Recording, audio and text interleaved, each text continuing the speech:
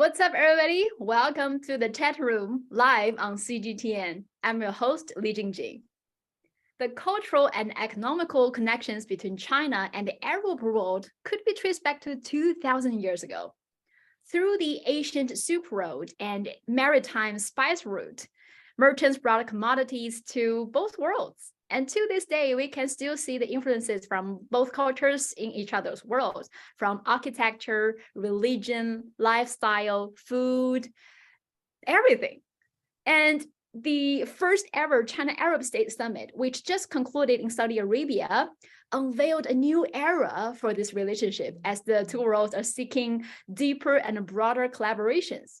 So in today's chat room, I invited a group of guests from China and Arab nations to share their unique stories and also to discuss how these two Asian civilizations will revive the ancient Silk Road. So without further ado, let's meet them.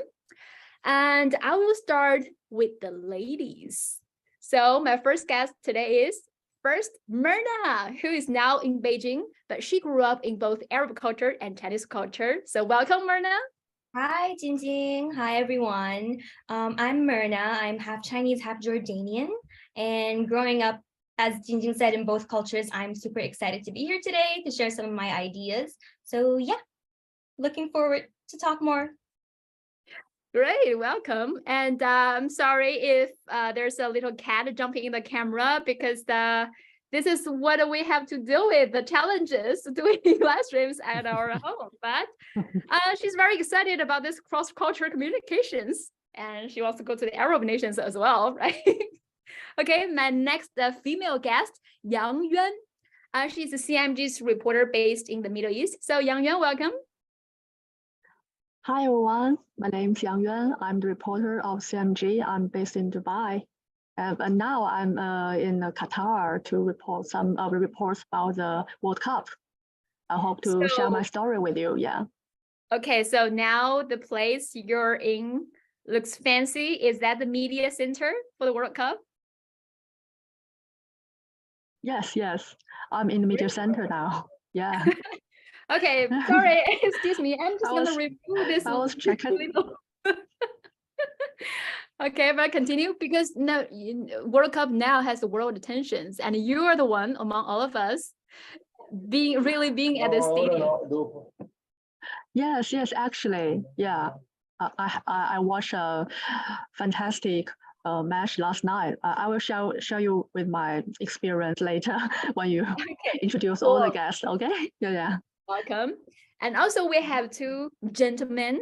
Okay, I will go to Nadim Diab. He is my colleague and he is from Lebanon. So Nadim, welcome. Thank you, Jingjing. That is very true. I am from Lebanon, but I have been in China for the past 10 years. And as Jingjing said, I am her colleague. I work as an editor and show host for CGTN Digital. And I'm very excited to be here as well. Very excited to hear from you. And my last but not least, the guest Muayyad. Now I'm already struggling with pronounce your name. If I pronounce your name wrong, that's why, as the only person who doesn't speak Arabic in this group, I will start to learn Arabic very soon. I'm signing up for a class next month. But Muayyad, welcome. Tell us more about yourself. Yeah. First, I'm happy we will be there and talking with you. My name is Muayyad. I'm from Jordan and based in Dubai. I work with the China Media Group as news producer and media coordinator. Welcome.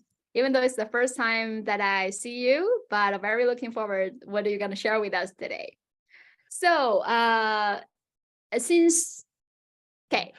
about we start with the World Cup, because now the world's attention is on the World Cup in Qatar, and Yang Yuan and Muayyad, who all went to Qatar to witness this World Cup, who has a lot of Chinese element actually. So how about we start with you two? Can I start with my the match I watched last night, and last night I witnessed Morocco make history. Last night, yes, Yeah. I had a Morocco made history and became the first ever African team to reach the World Cup semifinals over Portugal, and I was actually in the stadium. It's the first time I watching the World Cup inside the stadium. I feel the warm, the enthusiasm of the football fans surrounding, and I hear the cheers, the drums, everything, the whistles, and I can feel the fever, the wave. It is so real, so near, so amazing experience to watch the game. Yeah, and congratulations to Morocco and all the African and Arabic people. Yeah. And you also just made us very jealous because you're actually there witnessing this historical moment. None of us can, but very happy for you as well. Moyad, what's your thought? Yeah, really, I'm happy what happened in World Cup. All Arab countries support Moroccan now, and I wish Moroccan will take the World Cup. Yeah, it's hard, but really we hope that. Okay, cool. And you know what? I think I'm not sure how many people know this, but even though China's soccer team didn't go to the World Cup, World Cup, everything yeah, else from China went to Qatar for the World Cup. And for example, Lusail Stadium was yeah, constructed with the Chinese engineers, right? yeah, right, yeah. This amazing, really, really amazing stadium, and maybe this is the biggest stadium in the region. So Mhm. really, it's amazing, and I think we'll see a big match in this stadium. So China make uh, a beautiful building. All Arab people talking about what China made in the World Cup. Mm. And Yang Yue, what other Yes. Chinese elements you saw at the World Cup? I saw a lot of souvenir shops in the QNCC Media Center or in every public buildings, and I can see the Chinese made the hat, the football, the flags, the different countries, and the World Cup souvenirs. Every like majority of them made in China, and I also saw the vehicles is clean energy. People told me that it was made in China. It's on the streets around Doha. Yeah.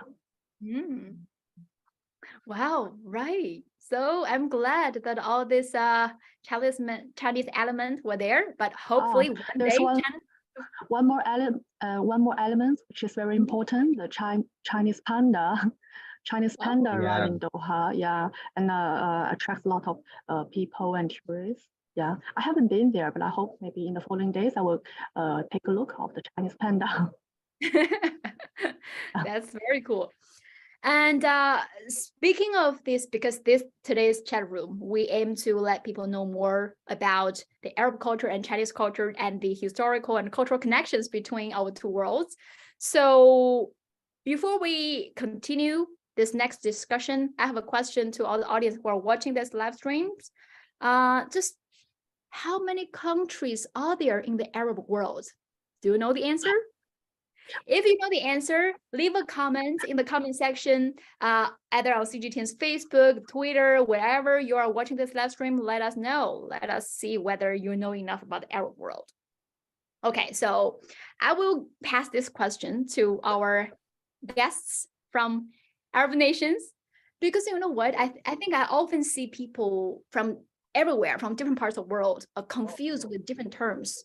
What's the difference between Arab world? What's the difference? What's in the Middle East? And they often misuse these terms to describe countries. And sometimes they call a country that is not from Arab world as an Arabic country or Middle East, or So you know the confusion. So how about you guys to tell our viewers what's the difference? Who want to start first?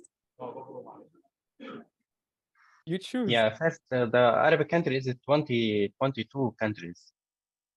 Okay, 22. 22, Those yeah. of you who are watching this live stream, do you know the answer? Have you got the answer right? 22.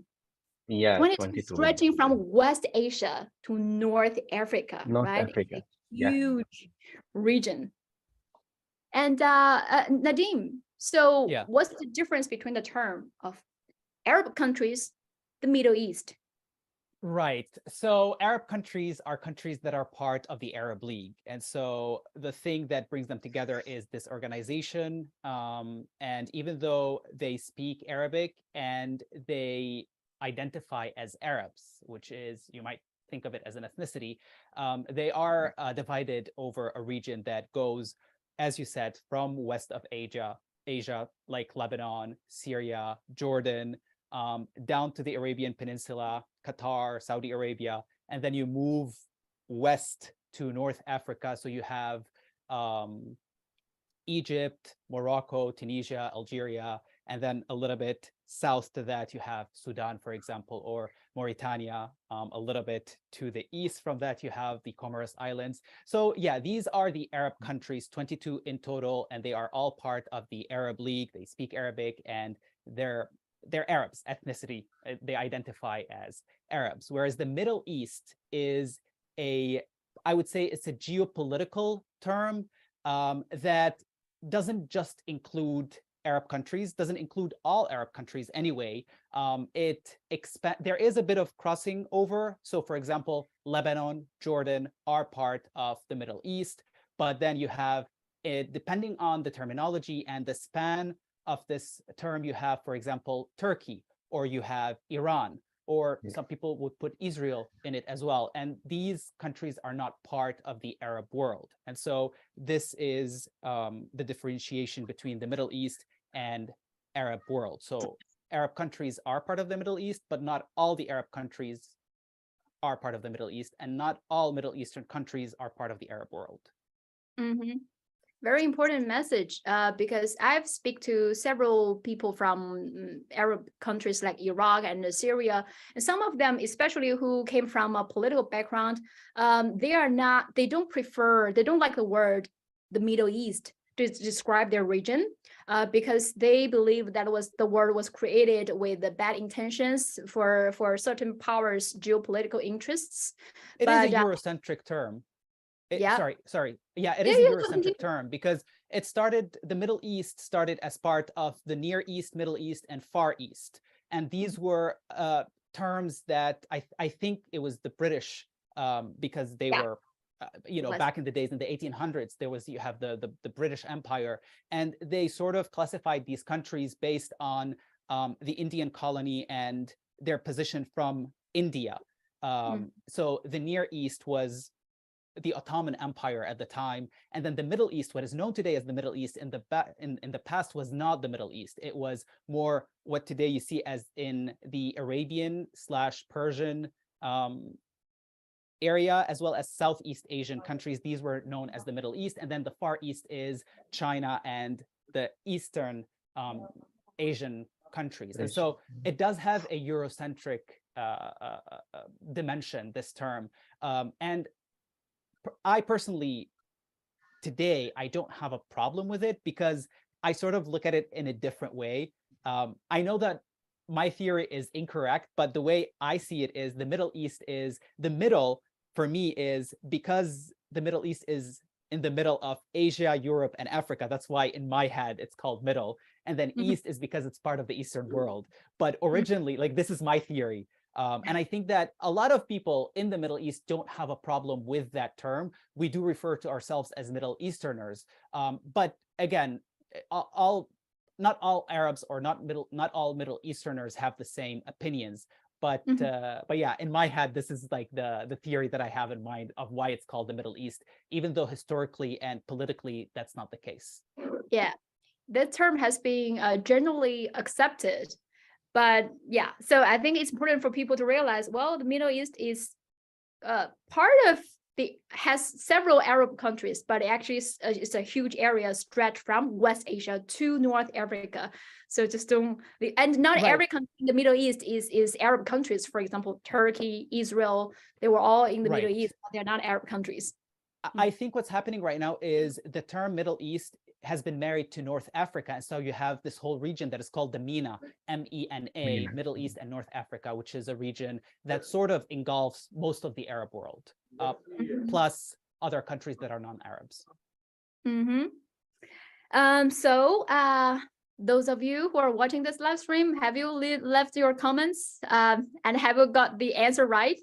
22 Arab nations. And as I mentioned in the introduction, that probably many people don't know, the connections between China and Arab world could be traced back to 2,000 years ago. That's a long time ago.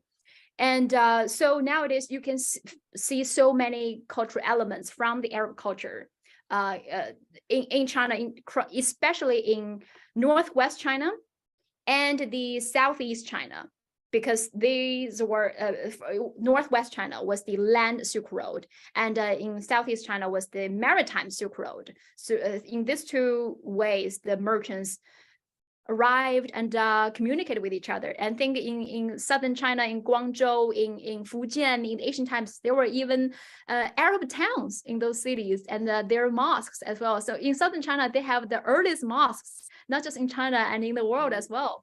So I think I want to give this question to both Myrna and Nadim, because you two know the two cultures very well. How about Myrna? So you grew up in Chinese culture and Arab cultures. I think many audiences, including me, are very eager to know your experience. How do you see these two worlds? Well, first off, like you said, actually, maybe in a lot of aspects, people wouldn't notice that Arab culture and Chinese culture are really connected. But from the simplest things, for example, China is a very hospitable country. So is the Arab world. The Arab world, we have a term that says, if you're our guest, means you're God's guest, which is exactly also like China. Like, we really care about our guests. We want to make sure they have a really good time. We want to make sure they have like the best food we can offer, the best experience they can have. So I think this is the first point where I would connect China and Arab countries. Like, they're both cultures that are really hospitable. They love their guests, and also very family oriented. I would say, I know the Chinese culture, like being half, is very family oriented, whether it's Chinese New Year, Spring Festival, you all meet up with your family. But in Arab culture, it's so common to meet up with your family. Maybe every Thursday, which is like the weekend back in Arab countries, your entire family's gathered together. So I think from a family aspect and from a hospitable aspect, this connects to both worlds so much. And then we go on further to, like, let's say food wise or like art wise and more in-depth discussion.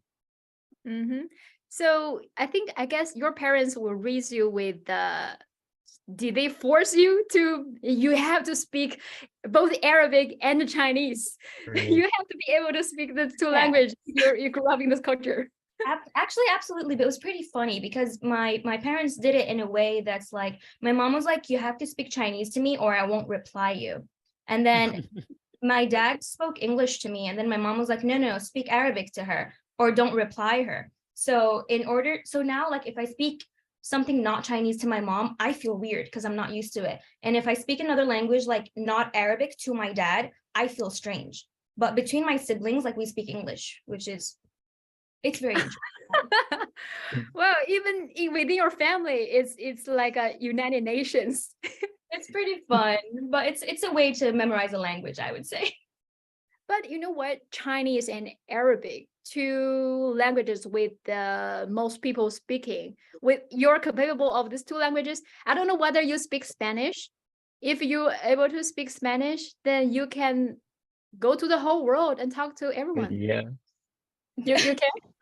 No, I learned, but the thing is, that's the thing, like anything outside the Chinese Arabic English language, it's so hard for me to like sometimes absorb the language as a grown-up, which is why, for example, Nadim, like, he would study Chinese like after he grew up. I was like, like, anyone who would study a new language after they are already a grown-up, I'm like, that's so hard, because I mean, I learned when I was a kid, so I didn't find it so hard. But anyone who would learn a new language, I'm like, that's so difficult. Yeah. It But gets you easier already with time. with Chinese, Arabic, and English, you can speak Pretty much go almost anywhere. everyone. Yeah. Probably not in North America and South America, but in Eurasia, you're invincible. So we are really depending on people like you to be the bridges for our cultures. And maybe this question is a little bit personal. Just how to say, do you identify yourself more Arabic or as an Arab or as a Chinese? Good question. Now, when I was outside of China, like when I was growing up in different countries, they would call me like the girl from China. Because like they would know my mom is Chinese. They'd be like, oh, she's from like Myrna's Chinese. And then when I'm in China, people are like, oh, the Jordanian girl. So like depending on where I am, I'm like, oh, so outside of China, I'm the Chinese girl. And in China, they call me the foreign girl, the Jordanian. But I feel like I would guess the best of both worlds. I would say I personally don't feel like I said, I feel like the two cultures have a lot of close aspects to them. So I feel like identifying as both is what exactly makes me me. Wow. And I forgot that I didn't ask this question. I apologize for not asking these questions earlier because your outfit looks amazing. Tell us more about the outfit. Okay, so this is a traditional, technically it is a traditional Jordanian outfit. This little designs on it is very Jordanian, but with the new fashion trends, with young women from Arab countries wanting to like make the fashion more maybe modern. So I would say this is a modern style Jordanian dress. And the Jordanian necklace as well. Very pretty. So, and I also noticed, Moyat, you also have this Jordanian. Yeah, this is scarf. Yeah, this is Jordanian scarf with our flag. This is I think it's from Jordan Pavilion in Expo. What happened in Dubai Expo. So and also I am agree with Mirna. This is the traditional clothes in Jordan. Always we wear it in if we have any special event in wedding, we wear like this one. But really, it's very nice. And now start to make it as a modern design. So Nadim, Yes, the I don't have anything to show from my culture right now, so. Come on, guests from Jordan just show all their cultural elements. What about you? The Lebanese pride is on your shoulders. A little camel? How about that? I actually got this from Gansu, which is in the northwest of China. But camels are a big thing in the Middle East as well. Yeah. And Gansu, I don't know whether many people know that, but it was also an important stop at along the Asian Silk Road, to Dunhuang, to Xinjiang, and all the way. That was the Asian Silk Road. And in Dunhuang, there was a little desert within the city that you can actually take photos. You feel like, oh, am I in the Arab world? So there's so many cultural elements in Dunhuang. And in whole general northwestern China just reminds you of the Arab culture. But I think I will give Nadim another chance to tell us more about the Lebanese culture, because you have been in China for 10 years. That's a long time. So when you, how do you see the culture? Did you experience the culture shock when you first arrived here? I have to agree with Myrna that there are a lot of similarities between Arabic culture and Chinese culture. And obviously, as a newcomer to China 10 years ago, there was a cultural shock in the sense of the language, the immensity of Beijing in terms of area, but also architecture. Because I don't know if you know, but Lebanon is one of the smallest countries in the Arab world and the Middle East. And so coming to Beijing and seeing like these 6 lanes highways, as a young 20-something-year-old guy, it felt a little bit shocking to me. We don't have that big of highways in Lebanon. But other than that, I agree with Myrna that the sense of family, the filial piety towards the elder, hospitality, like you never go to a Chinese house and leave hungry. And it's the same for the Middle East. If you're a guest, then you get the center of the house. You are the king/queen, and then even if your hosts don't have enough food, they will put whatever they have, and they themselves would not eat. And as long as they treat you along the social norms that we have in the Arab world. So in that sense, I can see the similarities between the Chinese and Arab culture. But yeah, definitely there was a culture shock. Although bit by bit, you start to get used to it. And then the more you stay here and the more you travel in China, you realize, as you said, the consequences or the benefits that the Silk Road has gotten, especially with these trades that happen between the Arab world, with the Arab merchants coming to China and bringing much of their culture, their religion. Islam came to China in the 7th century because of the Silk Road as it was developing. And so I did go to Gansu and I saw the similarities in a lot of the foods there. There were mosques in Gansu, and as you said, Donghuang is very important because this was like the last gate where merchants from China would leave China to go through Central Asia all the way to the Arab world. But at that time, it wasn't called the Arab world. And from there, the foreign merchants would come into China. So Donghuang has a strategic position within the Silk Road. And yeah, like camels and kebabs, which like chuar, which are very Arab thing. Cumin, there was a lot of like cumin infused dishes when I went to Gansu, focus a lot on lamb and beef, which is something that in the Middle East, these are like the main sources of animal protein. And so yeah, you could see how the Silk Road has brought these regions, China and the Arab world, which are in the two far extremes of the Asian continent, together. And yeah, that's my personal experience. Speaking about like food and stuff, I do want to share something, which is when we grew up, well, at least in my household, my mom would do a lot of like eggs and tomatoes together, which is a very well-known dish in China. And it felt comforting knowing that it existed in China. I didn't know before coming to China that Xihongshu Chaojidan was a thing. And then when I came here and I tried it, it felt more like home in this very far land that is China. So yeah, there are a lot of similarities, regional similarities in terms of cuisine and the bread as well. I did yesterday, I was talking to Myrna yesterday and I told her that I was doing flatbread, and I left one piece of flatbread just so I can share it with you, because in Xinjiang, you have the nang bread, Yes. which is very similar. So I'll show you my concoction right here, which is similar what we have here. Yeah. But it's very funny because even though this is bread, in different parts of the Arab world, it would be called differently. Like in Lebanon, we would call this khibz. But I don't like, how do you guys say it in Jordan? Khubz. Because I know, for example, in Egypt, they would say this is called aish. Yeah. The dialect. You know that Arabic. in Afghanistan, it's called naan. Oh, as well.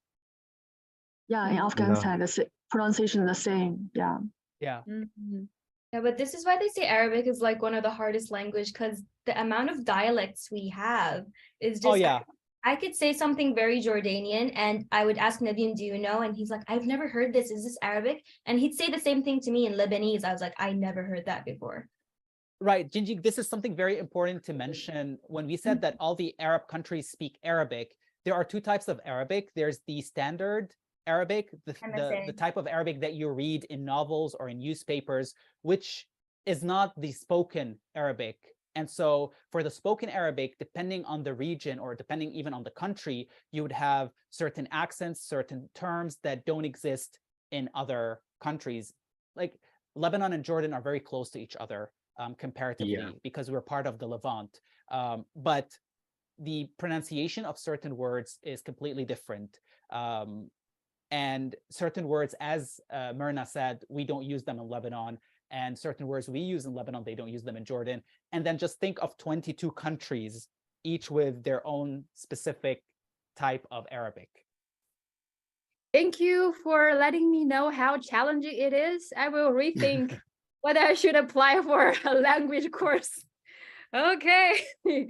But it's the same for Chinese. So I'm sure you went through the same struggle when learning Chinese, and we have different definitely. dialects, different part of China. So yeah, I'm glad that you went through this pain. But it's worth it.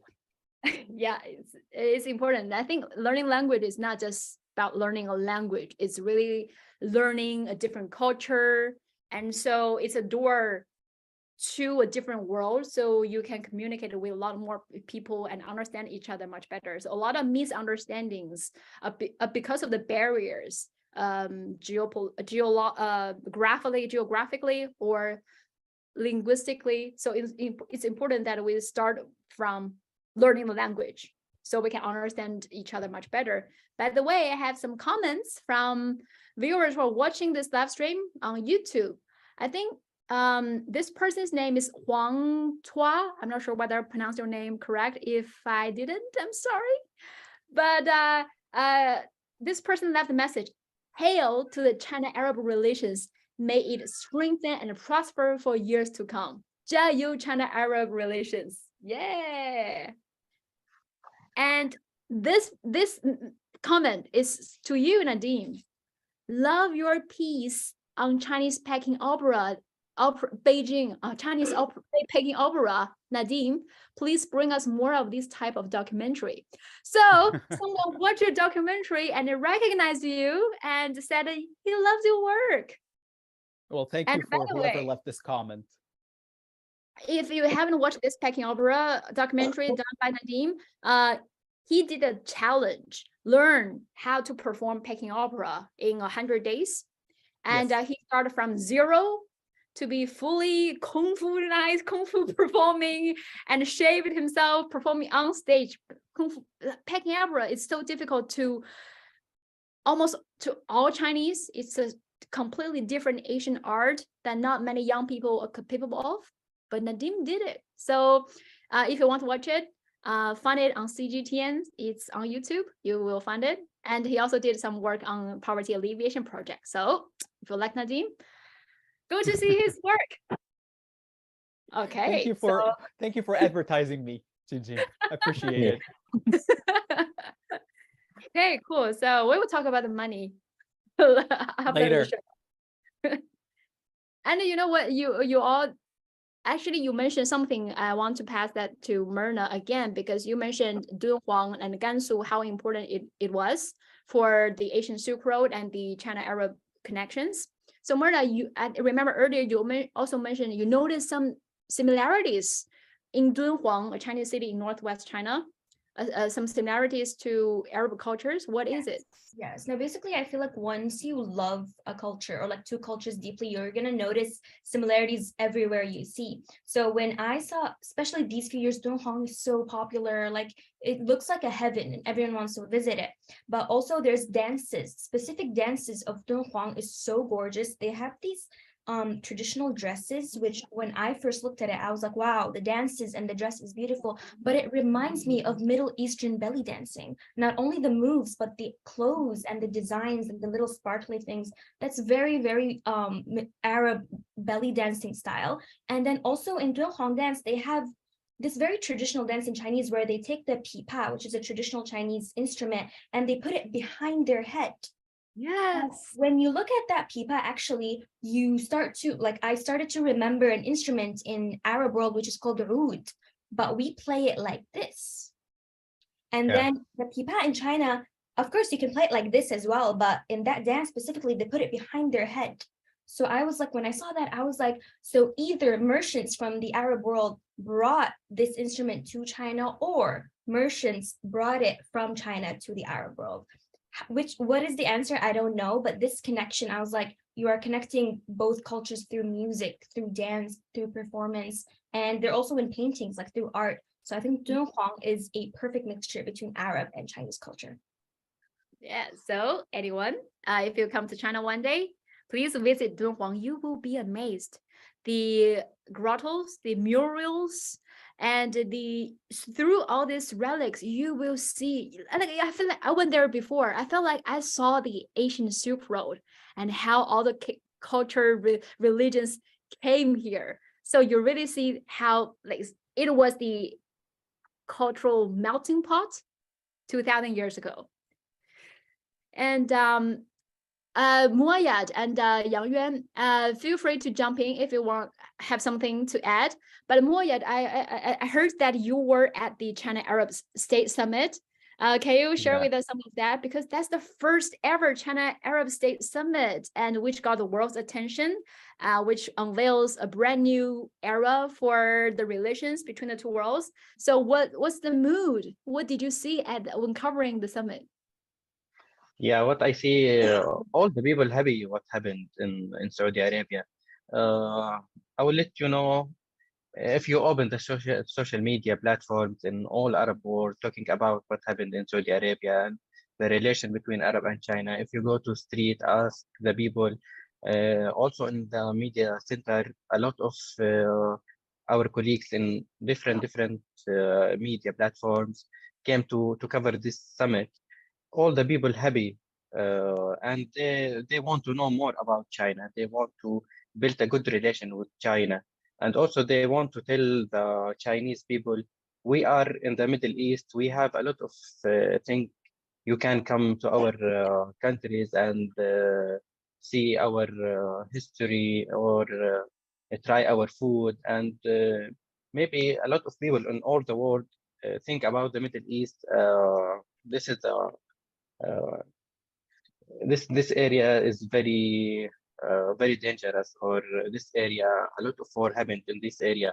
But this is one image of our country. So a lot of our colleague want to tell the Chinese, we have a lot of nice place you can come to visit. We love to see the Chinese in our country. And also I see a lot of talking a lot with a lot of people in Saudi Arabia. Saudi Arabia people also, they want the Chinese to come to Saudi Arabia and see the culture. And also a lot of Saudi Arabia people now start to learn Chinese, and they want to work in deep with China. So all the people think the future will be good for two countries, or for Chinese and Arab both. So we hope to see this summit again and again. And I think this summit will be every 2 years. So this is good chance to work together very closely. Hmm. Sounds like that in the Arab world, there's a very positive image about China or Chinese people, Chinese culture. Is that right? Yeah, right. Yeah, always we think about China as the best friend. Always help us when the pandemic coming. China helped the Arab countries send the vaccine. Also,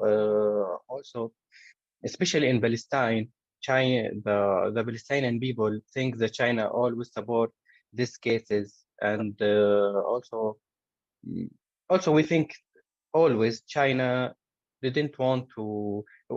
China want a peace for all the world.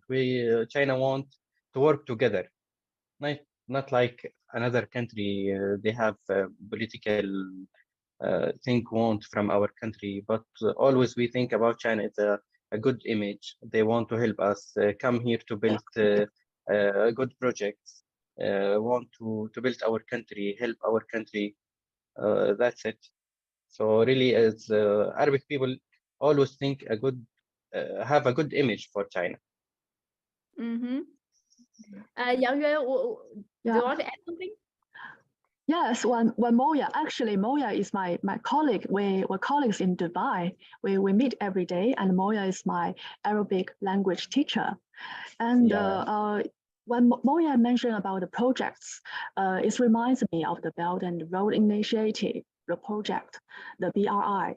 And this project, I just read the news this morning, and the Etihad Rail, the UAE National Rail Network, which was jointly constructed by the Chinese company. So far, about 75% of the rail network was complicated. I searched on the internet and I print a map, and this railroad is connected from Can you move the it closer to the camera? yeah. Okay. Actually, it's the pictures of the Wow. railroad. Yeah, and it when finished, it will connect with the Saudi Arabia, with the Saudi, and across the UAE, and to the Oman, the three countries together, and which will connect the industrial hubs, the populated areas, and the harbors, the ports together, and will bring a lot of benefits to the Gulf Railway network, which is very important. It's a very good project for the Middle East areas. Yeah, of course. You see did you guys see the picture? The railways was going through this desert. Is that a Desert. desert? Yeah. Actually, I saw a lot of highways. It's very common for the highways across the deserts, but I haven't seen the railway networks. But I'm very looking forward to see that when finished. Yeah. Mm-hmm. You know what? Building a railway or highways in desert is really, really challenging because you have the floating sand, which very challenging to lay the foundation, very challenging hostile conditions for the construction workers, as of course. But I know some Chinese companies have the ability because they successfully built some highways in the desert in Xinjiang, in Gansu. And so they had that experience building railways and highways in the desert. So now they can use this knowledge and skills in other parts of the world. You know what? This is what we are talking about, the revival of the Asian Silk Road. But nowadays, the Silk Road is connected with high-speed railways and highways. So we are building a land bridge connecting the whole Eurasia. And Yang Yuan just mentioned some amazing projects under the Belt and Road Initiative, but actually there are several other major projects already took place in several Arab countries. For example, I don't know whether any of you know this. We mentioned earlier the Lusail Stadium in Qatar, which is hosting the FIFA World Cup now, was China helped the construction, participated in the construction. And actually, the Great Mosque of Algiers, the largest mosque in Africa, it's in Algeria. Also with the construction company from China and Central Bank of Kuwait's headquarters, and also several dams in Sudan. So all these projects are very basic infrastructures that people need for their daily life, to improve their living standards, which is crucial to improve the economy. I think, Nadim, you know this very well. You went to several remote regions in China who were lifted out of extreme poverty because they had much better roads, much better infrastructure, so they won't be isolated, landlocked anymore, right? Yeah, I think China did a great job in connecting the whole country together, and that was part of its poverty alleviation project. And I think that the Middle East is in need of connectivity among each other because that would give it more regional weight. I take Lebanon, for example. Lebanon in the 1800s used to have a railway, which no longer exists because of the civil war in the country from the 1975 to the 1990s. But it was there in the 1800s. It was the French who built it because Lebanon is an ex-colony of France, but it connected Lebanon to Damascus it connected Beirut in Lebanon, the capital, to Damascus, which is the capital of Syria. This railway no longer exists in Lebanon. And so having infrastructure increases connectivity. It connects Arab worlds because the Arab worlds are next to each other, Arab countries are next to each other, but it would be nice for me to go from here and visit Myrna's family in Jordan without, having to take a plane or multiple different cars if there's a highway, for example. And in Lebanon, at least, there has been chatter about Chinese companies wanting to revive this railway as part of the Belt and Road Initiative, although I don't really know where are the talks at the moment, but there are different projects in Lebanon because Lebanon has signed a memorandum of understanding with China over the Belt and Road Initiative in 2017. So that was the first year that the initiative was put forward, and Lebanon was one of the earliest to sign it. We do have just recently, we finished phase 1 of a music conservatory in Lebanon that was built. Lebanon gave the land, and then Chinese companies built this music hall. I think it was worth $66 million. So it didn't come cheap, but this is part of where you would see this could help exchanges in arts, exchanges in music and culture, because the Belt and Road Initiative is not just about, trade. It's not just about finance, business. It's also about interconnectivity on so many different levels, including culture, including art. So yeah, the project started in late 2020 when COVID hit, but still work has been in progress. And just recently, a couple of months ago, the first phase was over, and hopefully by next year, this hall would be opened, and it would help tremendously Lebanon, because we are, in the Middle East, this is true, but also for Lebanon more specifically, because we are a nation of artists and a nation that loves art. So that would really help us and benefit the relationships between Lebanon and China, given that Lebanon is really a small country. So that this is one of the many projects. Green energy as well. This is something that the Lebanese and Chinese governments are in discussion over. Electricity, Lebanon is in dire need of China's expertise in building electricity infrastructures, because we still have daily blackouts in Lebanon, among other projects, of course. But yeah, that this is all happening because of the BRI. I think right now there's already great projects under the BRI.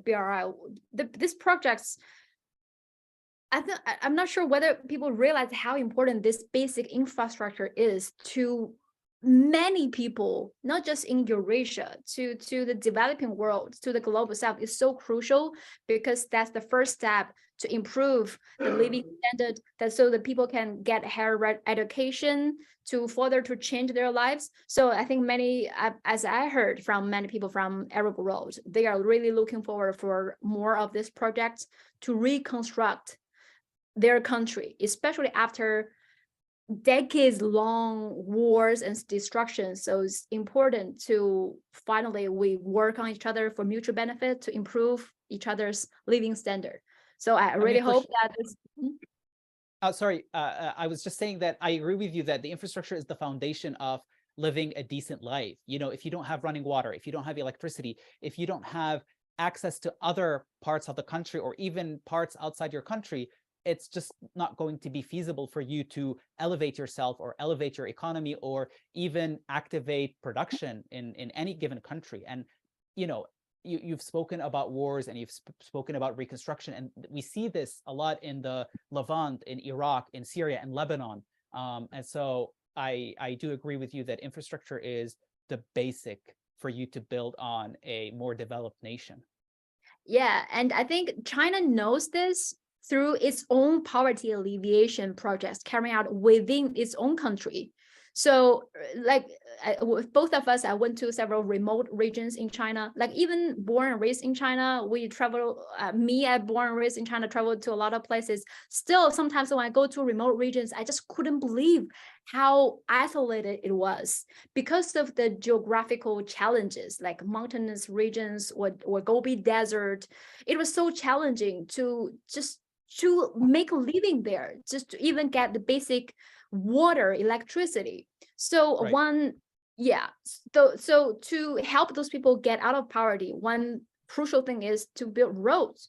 So Build a road, just give them one road, and that would help them going in and out. And then once they go out, they see what the outside world is, they gain more expertise, and then they want to bring that in. And it's a snowballing effect Of course, I mean, Yeah. I saw it firsthand in my poverty alleviation reporting in China, especially in Daliangshan, Southwest China's Sichuan province. We went to a village where the poverty alleviation documentary that you're speaking about spanned over a few years, a couple of years, where when we first went, there was no road to the village. It was just a dirt road. And then we came back the next year and there was a road and there were schools and there was, you know, and it's one thing that leads to another. And then you see that the whole mood, the whole atmosphere in this once isolated village changes. And so infrastructure is everything if you really want to bring people out of poverty or like bring people out of like whatever status quo they're living in. Yeah. You know, like sometimes some villages I went to, the roads can even lead to each door of all the residents in this village. That's not just for them to get out of their city or their provinces. It can be as simple as they can sell their oranges, they can sell their apples they grow, and then so they can just take all those apples from their backyard, and the companies who want to purchasing all these agricultural products, they can easily go to this mountainous regions. So it's bringing infrastructures are bringing so many opportunities to a region. It will change the generations, change their lifestyle, change their mindset. And now China completed finished its poverty alleviation project. It's not finished. We'll continue to do this because we now is the continue to revitalize the rural regions. But by how we can end the absolute poverty is one thing is to bring infrastructures. And now we hope whole world can learn from this. And now we are bringing the infrastructures to the whole world. And I'm sure many people, not just in the Arab world, really need this infrastructure. And suddenly now my producer is sending me so many comments. So let me read a few. Let me see. Also on YouTube. This person is called Nanyangguo 1. There is also HSR that connects the two holy cities of Medina and Mecca in Saudi Arabia, which was built by Chinese company. Really? Yeah. They built maybe they will start to use it this year. So before, if you want to go from Medina and Mecca, you want at least 6 hours. But now with this project, after start to use it, maybe need 2 hours. So they help a lot of Muslims when they want to go to Mecca and Medina. So really amazing project. And also I want to add one more thing. Also here in UAE and GCC, they start to build many projects with China, like especially in solar power. Like here in Dubai, they have Mohammed bin Rashid Solar Park. This is the biggest solar park in the world. This is built, one Chinese company built this solar park, and also one in Abu Dhabi called Noor Abu Dhabi. So also one of the biggest solar park in the world, also built by Chinese company.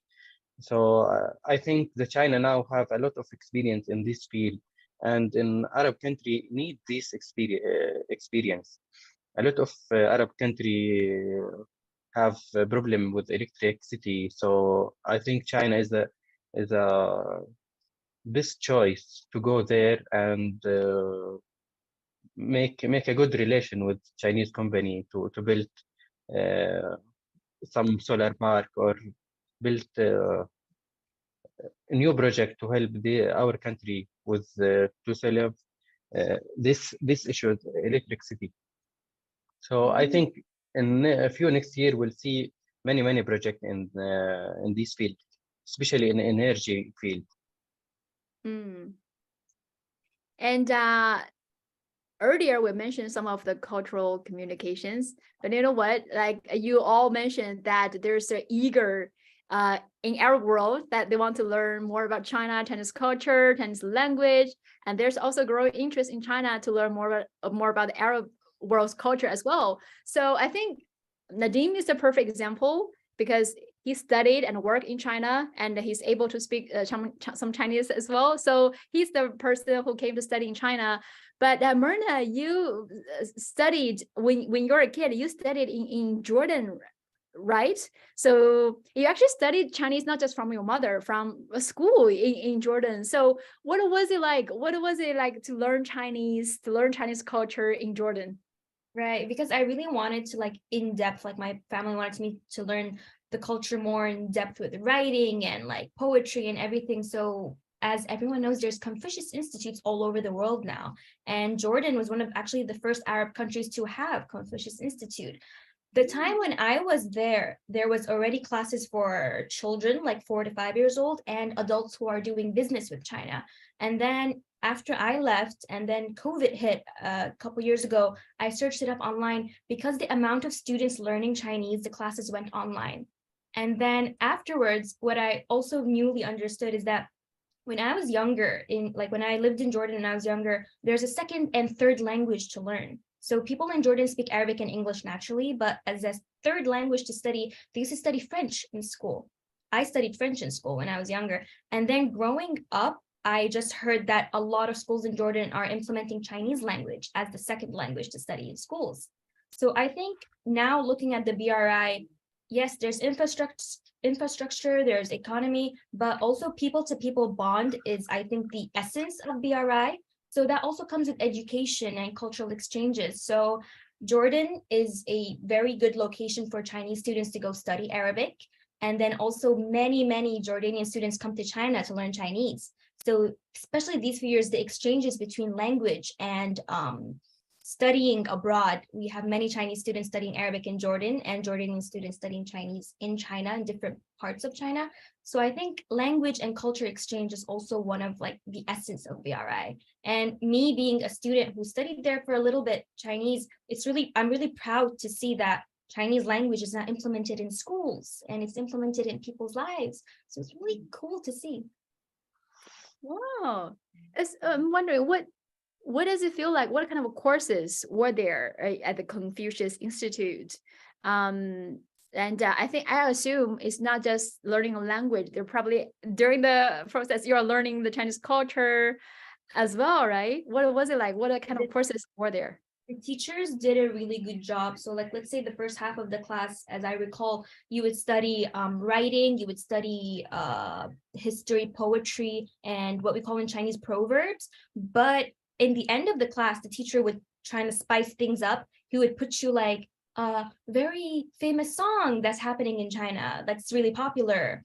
I remember back in the day when I was there, I think there's a Chinese girl song called Hi Song.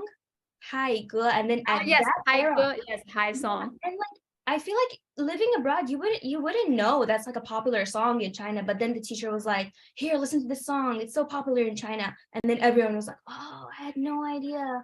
And then he would introduce us to television shows that are popular in China right now, because they think like with studying a language, you need to know what's happening in the country. Like, what do the young people want to watch? What do they want to listen to? So I think that was really, really cool. Interesting.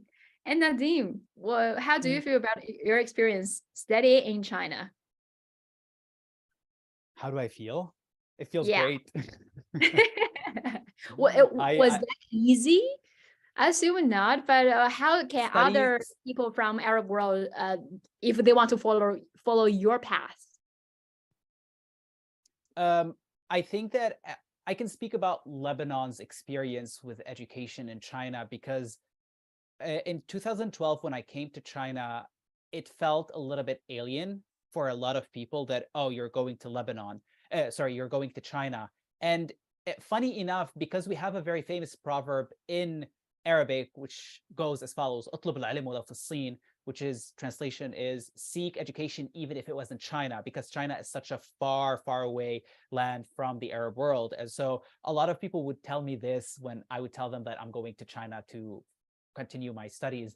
But then over the past 10 years, I do go back frequently to Lebanon, and I've noticed that a lot of people have more awareness about China. A lot of students have come to China from Lebanon, either to pursue full-time Chinese courses or major in non-Chinese, non-linguistic courses, or even take internships or attend workshops in China. And so you see that there is this growing awareness of China and China as a destination for education. Of course, the Chinese government this process is not happening passively, because the Chinese government is offering a lot of scholarships to to students in Lebanon, but also from around the world. And obviously, it's not just to anyone, but for those who deserve it, because you have to be accepted into university first to be able to qualify for a scholarship. And so it really helps students to have, first of all, an international education experience, and at the same time save a lot of money, because fees are very, very expensive if you go to places like France or the UK or the US. And so I think that for me, part of the appeal was not just China and having been accepted to one of the best universities in China, which is Tsinghua University. That in and of itself is appealing enough for me, but also the fact that my fees were footed by the Chinese government as part of a scholarship program between Lebanon and China. And I think that a lot of people are following this with or without scholarship, I have to say as well. A lot of people are coming to China. A lot of people I know have come to China over the past years to pursue education in China, because they understand that China today is not the same as China 20, 30 years ago. And a lot of people look at China for the future. And so I think that understanding, being in the country, understanding the language, understanding the culture really helps you better understand China. Mm-hmm. So to those of you in the Arab world, if you want to learn more about China's cultures, you can either follow Myrna's choice, go to a local Confucius Institute in your country to start with the language and the culture. And as you learn more, if you want to further challenge yourself, you can follow Nadim's choice to apply for a scholarship, to apply at a university in China, and then come to China. You can study and live and work here.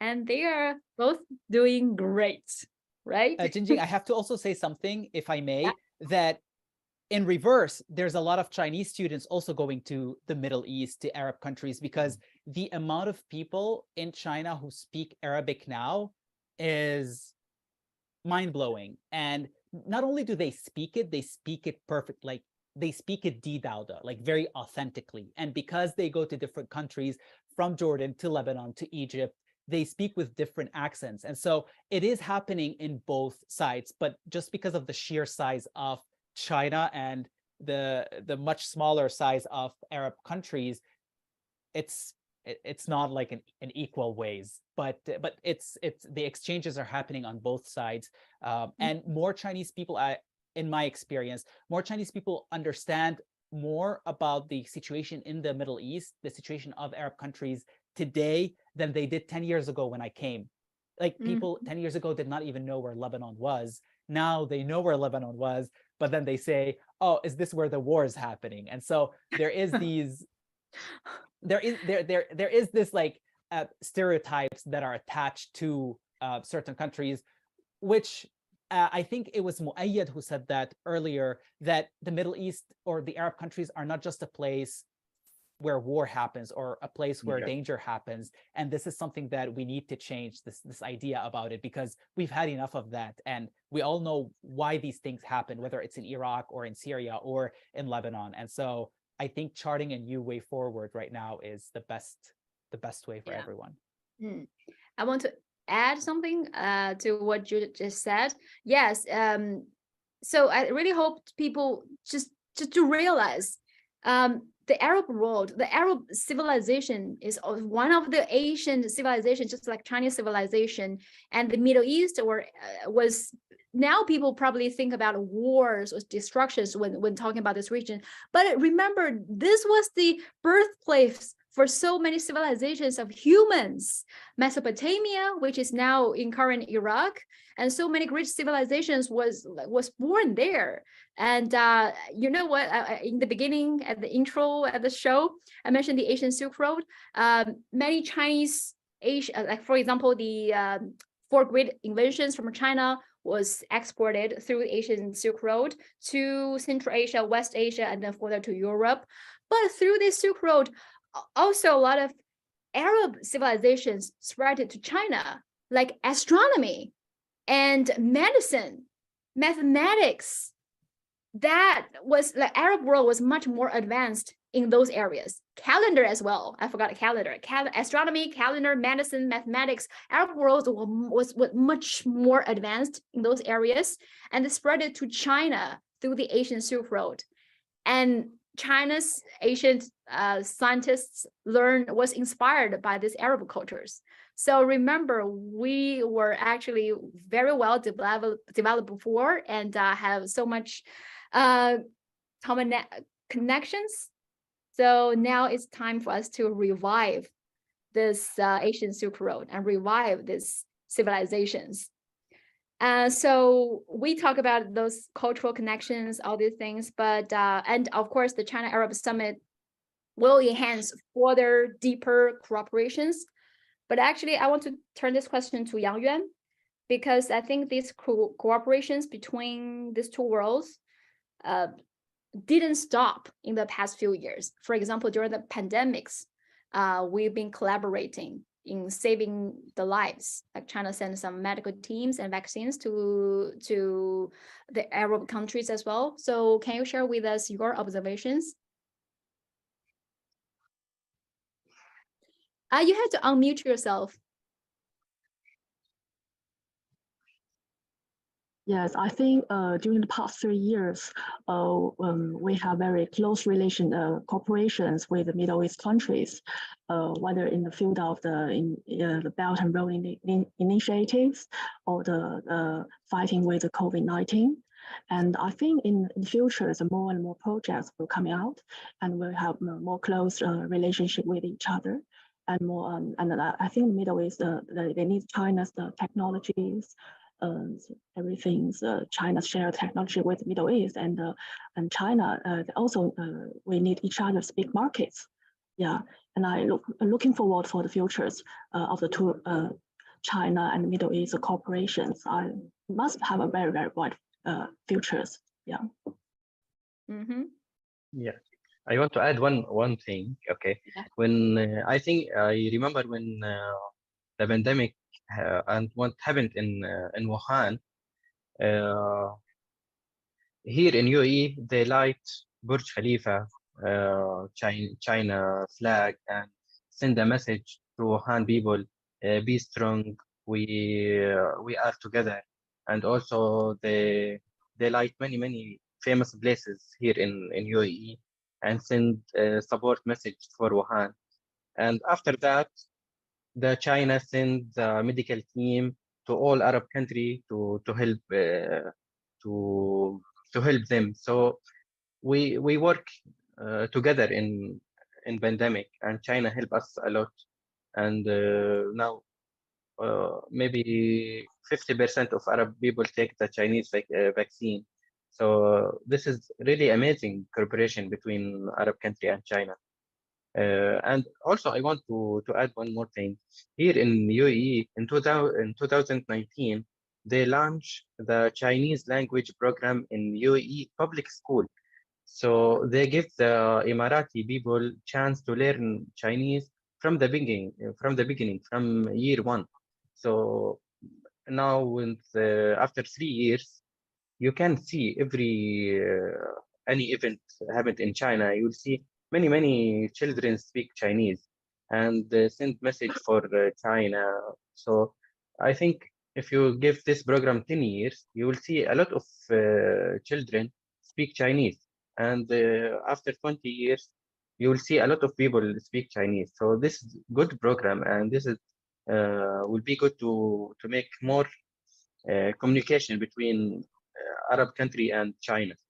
So, and also in Saudi Arabia, they launched this program in public school, and I think many Arab country will make same program or will copy same program.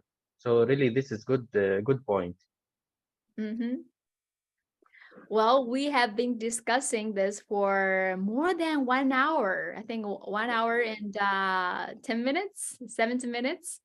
So if I ask you to say one last thing, or you're just share with your aspirations for the future of China-Arab relations, what would that be? So everyone can have this time to share your thoughts. I will start with Myrna. I think that as what we've covered today, that friendship between China and the Arab world literally started 2,000 years ago. And I think the reason for this strong friendship is the understanding between people. So the understanding between both sides has even grown stronger after this year's summit. And I feel like in the future, whether it's BRI, whether it's education, cultural exchanges, tourism, or just people just interested to make friends from both sides, I think the friendship is going to expand more and more. So I think 2,000 years is too short. Let's wait a couple of thousand years, maybe the friendship will be even stronger. And people like you who are capable with 2 languages, who know very well the 2 cultures, you will be invincible in the future. Thanks. Okay. And Yang Yuan, what about you? I think the 2 ancient culture, the 2 ancient like the Middle East and China, there will be like a golden time in the near future. Yeah. Mm-hmm. It's 1 sentence, right? Okay, sure. Okay. And Moyad. Yeah, also I am agree with Jan. We are now in the golden time for the relation between Arab and China, and I think the future is very good, and we have a chance to work more together, and we're looking forward to know more about China. All the people here in Arab world want to know China, want to know the culture, the Chinese culture, and a lot of people want to learn Chinese. It's really hard, but I think we will start to learn Chinese to know more about China. Okay, Arabic is hard too, but I Yeah. will try. I will try my best. Okay, Nadine. I think that the event that happened that just concluded in Saudi Arabia is very telling of this golden era, as Muayyad and Yang Yuan have said, between China and the Arab world. And I do believe that the relations are on the right track, and I'm hoping for more of that, especially for me as an Arab, as a Lebanese living in China. I feel like I hope there's more communication, more exchanges happening between my very small country with a lot of history and China, this big country with a long history. And so I feel proud to be seeing these relationships blossoming, and I'm hoping for a lot more of that in the near future, hopefully. Mm-hmm. I just saw a comment from one of the viewers on YouTube. This person's name is Nestor Gonzalez. And this person said, with Asia united, humanity will know a golden age where we will develop new technologies to explore the stars and preserve our home Earth. So I like this idea. You know what? Chinese, well, I think the word culture is probably too small to describe our culture. I think it's really a civilization. So China and Arab world civilizations are the 2 most ancient civilizations which both went through turbulence, destructions. We went through so much, and now finally we rise again, and we want to unite to build a stronger Eurasia, to build a stronger and peaceful, and where everybody has an equal right to develop, to survive, to have a basic, like better living standards. That's where we want our world to be. And just like I repeated several times during this live stream, we want to revive our civilizations. We want to revive this Asian Silk Road, and let's build a stronger Eurasia. So hope this day will come very soon. And this is today's chat room. Thank you everyone who has been with us during this like almost 1 hour, 1.5 hours. Thank you so much. And we all looking forward to see this the stronger Eurasia and peaceful world one day soon. So do stay tuned with the chat room. We'll continue to bring you amazing guests from everywhere, from around the world, to discuss the current issues. So see you the next time, and thank you to all the guests. See Thank you, you. Jingjing. See you. Bye. Bye. 再见，拜拜。拜拜。